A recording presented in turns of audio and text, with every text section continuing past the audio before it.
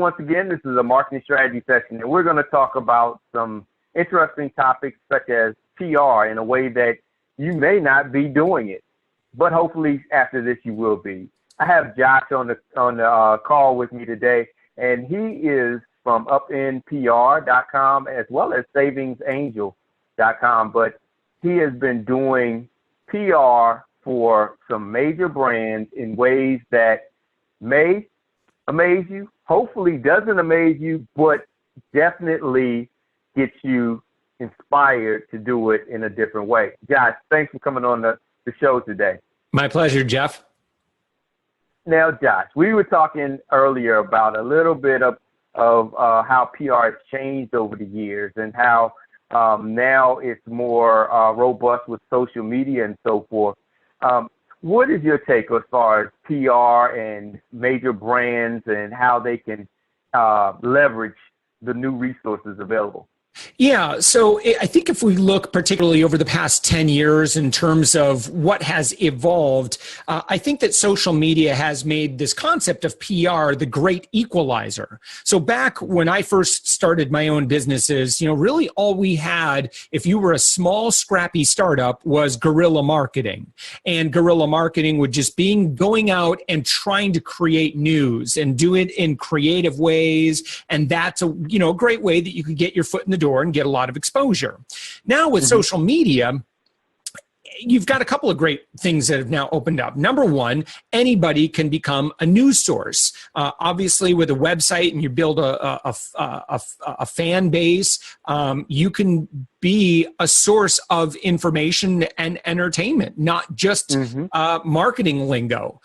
So that's opened up. And then, of course, social media as a whole has really made the accessibility to about any influencer you like extremely easy. So a lot of, I think a lot of work that most practitioners in the field of public relations do is a lot of connecting of the dots. This is an influencer over here. This is a great media opportunity here.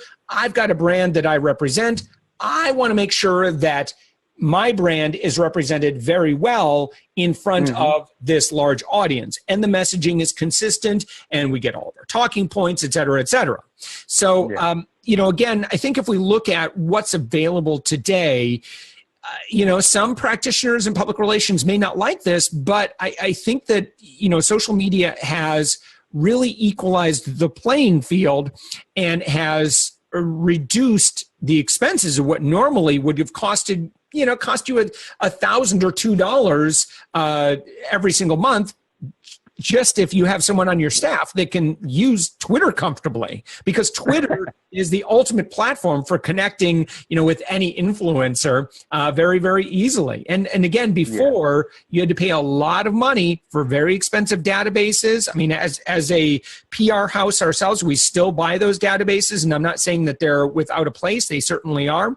But I honestly feel that if you as a business professional want to make a connection with someone who you'd really like to build a relationship with, it's much easier today than it's ever been before, and you don't have to pay a lot of money in order to do that.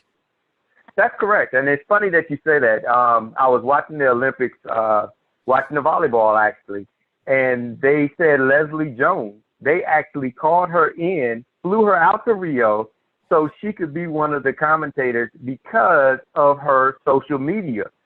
She was on Twitter. She was putting out so much content that was getting such a big response that she actually secured a position and had them fly her out when she isn't even a journalist. She wasn't even trying to. She was just stating her opinion. It got such a big response that she then became one of those influencers. So, the old traditional way of we need to just look at these publications and so forth, those days are fleeting.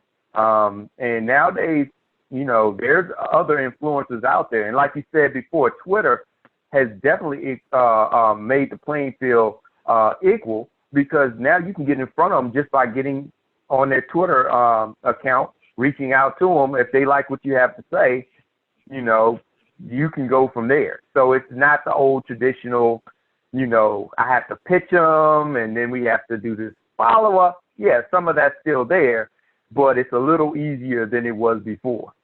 Yeah, absolutely. I would say especially for independent newsmakers. So, for example, let's say I start a new company and I've got a brilliant solution and I absolutely love my larger industry.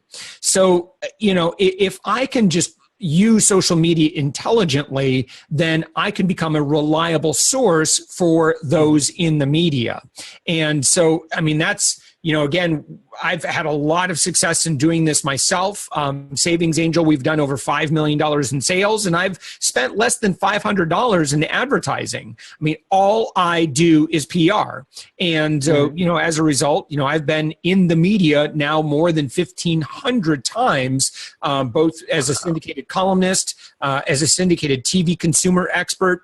Every single month, twice a month, I'm in 75 TV markets. So it's a skill that I've gotten good at over the years, but when I started, I wasn't very good, but that's okay because any skill can be learned. And, for those who are financially involved in the success of their company, whether it's a large enterprise or, they're a scrappy startup, if you will really take the step forward to be much more, out there in terms of your brand and seek after audiences that you can serve, I promise you that the rewards are enormous and more enormous now than they've ever been. Okay. So you've become an authority in that source. So the question that I have, does the way you put out your press release, and I say press release with the quotes. Let's put the quotes around press release. Is it different? Because, before it used to be formatted a certain way for immediate release, and you have this whole, now, how is it different? Sure. Okay. So if you are a large company, a very, very large company, like let's say Coca-Cola, when Coca-Cola or Home Depot puts out a press release, chances are it's newsworthy. If you are a small company, if you're, Jake's Auto Body Shop and you put out a press release, or you have a membership-based website and that's your thing, and you put out a press release, guess what? Nobody cares. So in terms of press releases, it's really relative to your authority in the space. And for the vast majority of businesses, nobody cares about your stupid business. They really don't. So you have to create instead content and news that audiences are already talking about and use what's called, a term called newsjacking. So rather than just trying to create news, like we just launched version 1.2 of our product, that's not going to get on the evening news. However, if, some politician or some celebrity is involved in the news for something and you're like, wow, this is actually something that we as a company have some authority on. Like if they're seen, wearing, I don't know, all of a sudden umbrellas, are all the rage and everyone carries them whether it's raining or not. And you make umbrellas, you can talk about the trend, not just in terms of, your company, but you can talk about, the history and trends and, you can be a part of that story. So that's not a really good example, but the general idea is that you want to pay attention to what's trending and you want to be the eyes and the ears for your influencer friends, not just in the media. Anybody. You could work with YouTube celebrities, Instagram celebrities, whoever has content requirements and content needs and has an audience that is expecting to be informed, entertained, and enlightened. You can be, kind of on their justice team, their Justice League of America. You can be the one guy or gal that happens to know a lot about mixed nuts or snack food or whatever. Just look at your industry. And a lot of times you may be doing something very specific and you need to look at the broader industry that you're a part of. So that's kind of what you want to pay attention to. And when you see something happening and you can contribute to the conversation in a way that's unique, It might be a little bit controversial, but generally you want to evoke a reaction from a reporter that goes, oh, that's really interesting. I hadn't thought about that. That makes a really good pitch. So again, just in terms of press releases, I don't do a lot of them. I think that it's fine to create the content, but I would much rather see an organization invest in creating better original content on their blog or through social media, and then use that to share with all of their influencer friends. A lot of times, maybe a larger, more formal news organization may request a press release. And again, writing the content's fine, but paying to distribute it, I just don't see it working very well anymore. And it's really gotten worse and worse, especially over the past 5 to 8 years. It's not worth your money. Okay. So you're saying really just join in the conversation. So if they're talking about, let's say somebody says, I don't know, let's use the health industry. Somebody says something about you can lose weight by eating mixed nuts. And you're an expert in fitness. You can contribute to that and say, well, eating mixed nuts is fine, but if you have a peanut allergy, these are some of the things to think about. Yeah. And without exercise, it doesn't really matter. Here's some things you could do while you're eating your mixed nut to exercise on the couch. Yeah. Or something of that nature. Yeah, absolutely. So, an example would be looking for studies that are released. If a university does a study, if somebody else sponsors a study, obviously someone from that organization is probably not going to show up at your local TV station, but you can show up at your local TV station and you can be the one to essentially report on this new information. And of course, you want to add your take on it. And again, be very, very careful. And I suspect that there are a lot of people that listen to this podcast that are very much on the marketing side of things. Marketing and PR are two very different things. Essentially, they may have the same goals in, attracting a lot of attention, hopefully driving a lot of sales ultimately. But when you are involved in working with influencers and you want to deliver content to their audience, you have to be very, very, very careful not to sell. Otherwise, you will not get invited back. Now, look, you can do it and you might be able to get away with it once.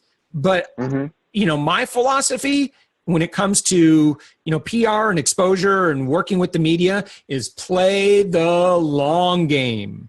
I've been quoted in the Chicago Tribune probably a good dozen or so times. And it's because each time I do, I'm 100% focused on serving their audience and not selling Savings Angel, my primary company. Right. And so, locally here in Orlando, I've gone in every single Tuesday morning for the past 6 years. And I don't sell Savings Angel. If I mention my company, it's in passing. And of course, at the end of the segment, the reporter will say, where can people go to find out more about these deals that you just shared? And I say, I've got a free coupon database you can grab right now at Savings Angel. Grab these coupons and go get these deals. It had nothing to do with my paid products and services. It's always about what you can have for free, giveaway. I'm really, really big on takeaway media and takeaway TV. Okay. So you're not pitching. I mean, that's the whole thing. It's you're not coming in saying, hey, this is the topic and this is how we can help you with this particular problem. It's more of this is the insight that I have on this particular topic and our point of view. And then if they like your point of view, then indirectly they can then find you and do business with you. You better believe. And you'll get invited back. And what you're doing is you're investing in that relationship with that influencer. And so if you invest in your relationships with influencers and journalists, they can absolutely wave their magic wand and send lots of business your way. But please be very, very, when it comes to selling, go really soft. And, and this is really important in all of your communication as well when you're working with the media.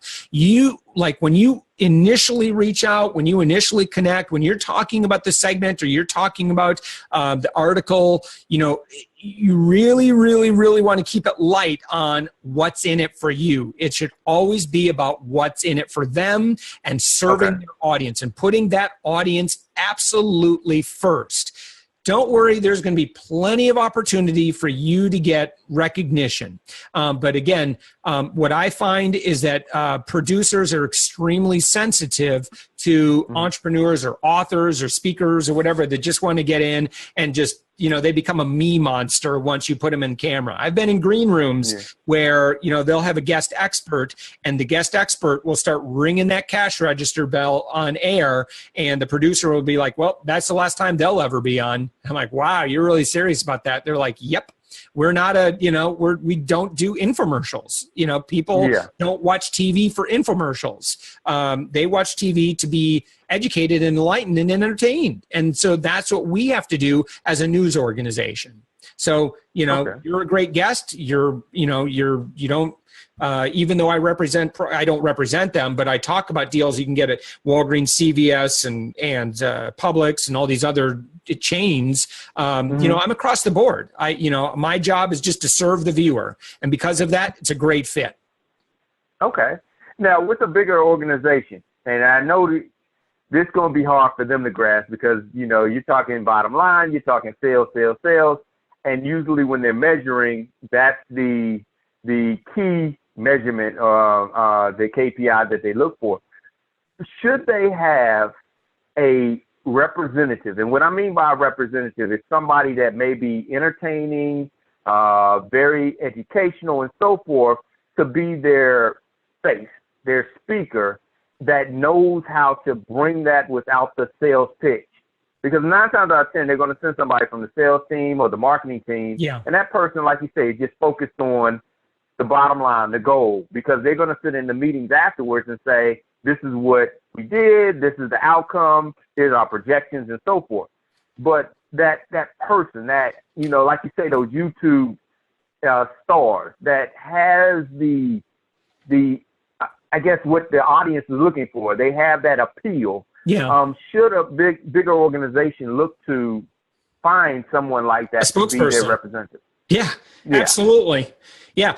So you can either, so it depends on the news organization. So obviously, if you're talking about going on CNBC or Fox Business or something like that, they don't want to talk to your spokesperson. They want, the CFO, or they want a C-level executive. So, however, if you're talking about, general media, or this is an opportunity where we are talking to consumers, then absolutely. Look, I've done workshops, with a room full of attorneys on how to be likable on TV. And it is absolutely a skill and an art. And it can mean the difference between, doing $5,000 in sales and $50,000 in sales as a result of that media appearance. It is that significant. We've all watched reality TV shows where, you may be watching someone with your spouse, and, my wife might go, oh man, I don't like that person. I'll be like, yeah, I don't like them either. What is it? It's like, I don't know. They just give off a weird vibe. And so they're absolutely, it's like NLP psychology, but it's really just, it's performance art, and it makes a huge difference. And it's why, if you hire a good spokesperson, sometimes they can be a little expensive. Like there are companies now that I do spokesperson work for, and, I'm not super cheap, but I deliver the goods. Because I also, in addition to, and most spokespeople that you hire, not only will they be good, unlike me right now,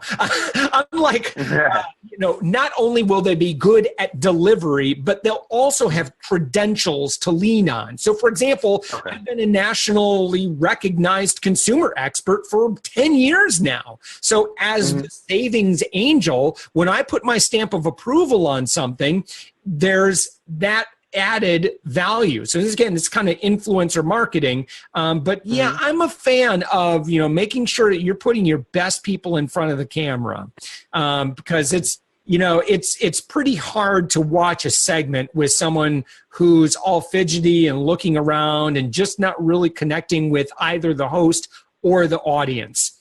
It can be a big wasted opportunity. Okay. Now, when you're looking at vetting them, I know a lot of times you're sitting in the meetings and they say, oh, well, how many followers do they have on Twitter? Or how many fans do they have on Facebook? Or things of that nature, and that determines if there's a person for the job. And in my take, that's not telling the whole story. It's not. You're right.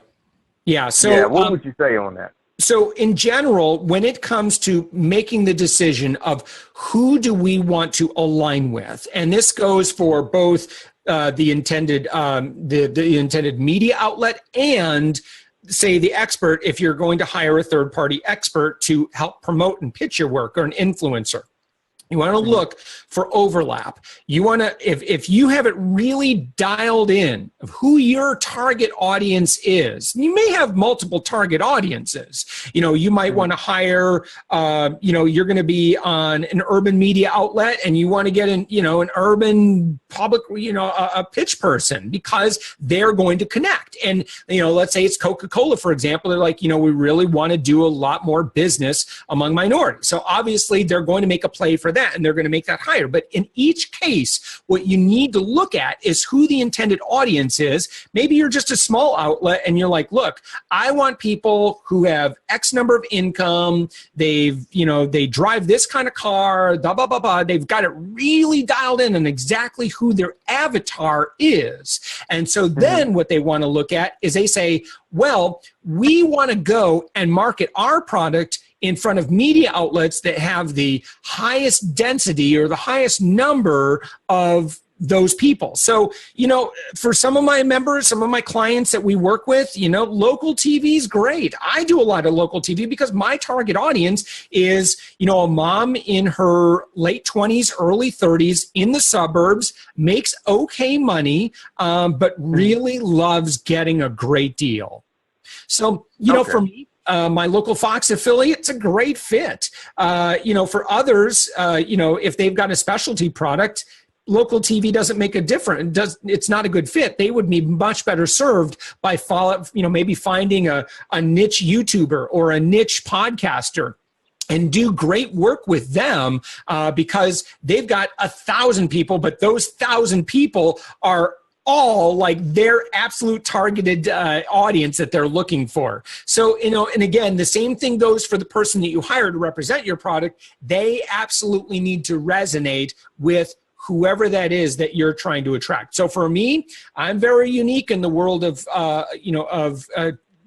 teaching shopping, making shopping recommendations, because I'm a man who knows how to market very, very well to married women. And so I've got 3 kids. I know how to talk about my kids. I know how to talk about my relationship with my wife. And so, again, if you want a spokesperson that can speak from authority, but yet convey a message in a way that women are going to resonate with, then, I'd be your guy. But for other things, if you just want a mommy blogger that can really talk, just kind of heart to heart, look, I feel your struggle, I feel your pain, then you don't want to hire me. You want to make sure that you hire that mommy blogger. Yeah, and it's very good that you made that point, that the audience is the first thing to keep in mind, instead of, I guess you would say, the brand look that they feel the audience would like to see. And a lot of times that's the case. A lot of times they may look at it as, this is what I would look at. And one thing that I've told tons of clients, you are not your audience. You are not your customer. In most cases, you're not your customer. And you're so close to your product or service, you know so much about it, that you're going to pick somebody that you assume a lot of things. And so having the audience research already presented and looking at that makes all the difference. Yeah. And that's the hard work. Yeah. So, with any influencer you're looking at, you basically just, show me the goods. Who are you already communicating with? Tell me about your audience.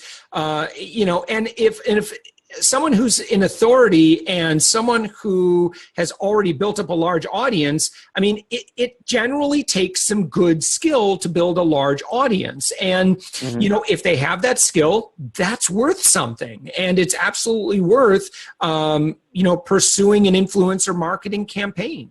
that would be one thing. Again, my specialty is, working with those influencers and or, really making sure that you're working with traditional media, because there's just a huge opportunity, both in digital and in traditional media, if you have a great message and you can be a part of the conversation. Okay. Now, I do know that you offer a actual training for this. Tell us more about that training so somebody that's looking to perfect this skill can get some more education on it. I've worked with a lot of small and medium-sized companies who have spent a lot of money hiring out PR. Most PR practitioners are very good at what they do. However, what I have found is it generally requires a very large investment in order to build a campaign of substance. So it's very, very easy. If you want to find a solution that, is maybe just a couple of $1,000s a month, it's hard to get traction. And it's very, very possible that you could invest tens of thousands of dollars and come out at net negative in terms of what kind of sales did we get out of that. So I wanted to create a solution because I needed it myself. I've blown over $25,000 hiring PR people, and I'll be honest with you, the results, not real great. But the work I did myself, because I believe that nobody can represent a product or service as well as the founder or the owner. Because we're emotionally invested in that. We have the story. And today's media, we see more and more and more where the media will specifically, if they're looking for an expert in something, they will specifically say, no PR people. We only want to talk to the expert. I don't have time to deal with PR people is basically what the media are saying. It's like, I need a quote. I need an expert. I need it immediately. And I don't want to have to jump through all these hoops and blah, blah, blah, set up all these conference calls. I just need a quote, right? And so we see this more and more and more. So we created at upendpr.com a done with you level of service where we try to keep our costs under $1,000 a month, which really doesn't exist very well in the public relations world. So, we don't really work with the large corporate clients. That's not our niche. We work more with, startups who, they've got some level of funding and they're ready to attract a lot of attention and a lot of eyeballs and really build that buzz. Because when it comes to business, you may have the best idea in the world, but if you just aren't getting traffic to your website, you're not getting the eyeballs, you don't have enough data to experiment with to find out what's going to sell. You're not going to make the sales. And there have been brilliant business ideas that have been left on the table because they just couldn't get enough attention in the early days. And the reason Savings Angel went on to create this 7-figure a year company is simply because we got a lot of exposure in the early days. And it wasn't an overnight success. But I tell you, it was a lot cheaper than people that are plunking down 4 or 5 figures a month in Facebook advertising. Our profit margins are significantly higher because we just don't have that marketing expense. We can invest more in our solutions and in our people and in our technology and, pass along the savings to our customers. It's a great way of doing business. But Upend PR fills a niche that really historically has not existed. We want to empower organizations to be able to do this work in-house, get all of the rewards, and not have to, make these risky investments in a PR firm that may or may not deliver for them. Okay. And once you start doing it correctly, it's sort of a snowball effect because other journalists will see you, publications see you, influencers will see you, and they'll want you on their show as well or their platform. That's how it works. And so, as much as, and I get clients who are like, hey, can you get me on the Today Show in 30 days? I'm like, nope, I cannot, but I can introduce you to a PR firm in New York City that will charge you 6 figures and they can do it. So, you can either pay your way to the top and you will pay dearly, or you can earn your way to the top. And earning your way to the top is really, really cool because you'll build up a lot of brand and industry authority along the way. Plus, you'll learn a skill and you'll develop relationships. You'll do all kinds of amazing networking that'll happen. And you know what? You can really, really enjoy a fun ride. I mean, that's exactly what we did with our company. And, Upend PR, we're kind of doing the same thing where I don't do a lot of marketing. I do a lot of giving. And I give, I serve, I do a lot of pro bono stuff. And as a result, not everybody's going to buy from you, but the ones who are like, you know what? I really appreciated, how much you gave. I feel like I need to reciprocate. And if you can get audiences that want to reciprocate and like, geez, you gave me like so much good information. I feel like I should buy something from you or give you money or something. It's like, if you get to that point in relationship with your customers, man, you're doing this thing right. Yes. And I noticed also you do give your 7 favorite low-cost tools to create a buzz. And I think that's really exciting to see. Oh, yeah. Because there's expensive solutions out there, and then there's just using free things in a way like, again, I'm a big fan of Twitter. And if you do Twitter right, you can do away with thousands of dollars a month in what you would normally spend to a PR firm. But you just have to do it right. And if you'll do that, you can absolutely knock the ball out of the park, make connections like you've never believed, and you can get really, really influential people saying very nice things about your products and services. Well, great. Josh, thanks so much for your insight. And I hope everyone learned as much as I did. Hopefully you're going to do the next step, which is take action. Start learning some things, taking some action, seeing how it works out for you and tweaking. Because it'll all work once you start tweaking enough and don't quit. So, Josh, thanks again. Everyone, if you have an opportunity, go over to upendpr.com. Look at the free resource. Find those 7 low-cost tools. At least do that. I mean, that's really nothing but a couple of seconds out of your day. And then if you find it useful, reach out to Josh and see how you can learn how to do this new way of PR, which actually isn't as new as you may think, but it is the way that PR is going today. Yeah, it's just networking.